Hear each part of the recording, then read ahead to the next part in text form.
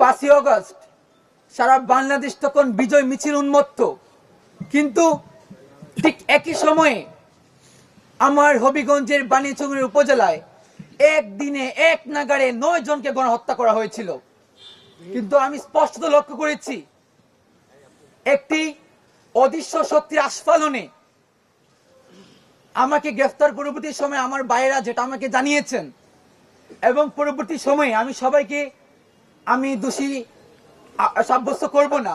মিডিয়ার অনেক ভাইয়েরা, অনেক কলামিস্ট ভাইয়েরা সারা দেশের সবাই বেশিরভাগ আমাদের পাশে দাঁড়িয়েছিলেন, বাট কতিপয় কিছু ভাইয়েরা আমাদের বিরুদ্ধে দাঁড়িয়েছিলেন। তারা আমি দেখেছি যে আমাদেরকে এই সন্তোষের বিষয়টাকে সামনে এনে সন্তোষের প্রতি মায়া কান্না করে আমাদের যে এত এত ভাইকে গণহত্যা করা হয়েছে, বানিয়াচংয়ে যে আমার 12 বছরের ছোট্ট শিশু হাসানকে গণহত্যা করা হয়েছে ব্রাশ ফায়ারের মাধ্যমে, এটাকে বৈধতা দেওয়ার চেষ্টা করেছেন। আমরা এখান থেকে তার নিন্দা জানাচ্ছি।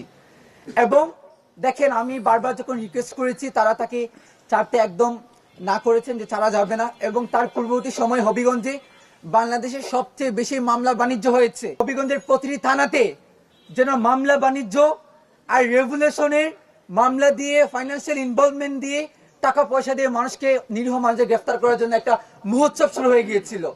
তো দীর্ঘদিনের আমাদের আক্ষেপ, আমাদের খুব, ওই জায়গা থেকে আমি যখন ওইখানে কথা বলেছি, বারবার আমরা রিকোয়েস্ট করেছি, কিন্তু উনি 4টি জন অস্বীকৃতি জানিয়েছেন।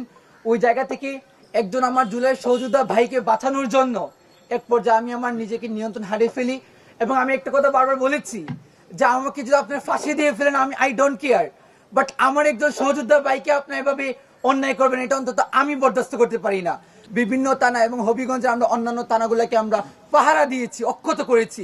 ওই জায়গা থেকে অন্তত এই ব্লেম গুলো আমাদের পক্ষে নেওয়া এগুলা কখনোই শোচনীয় নয়।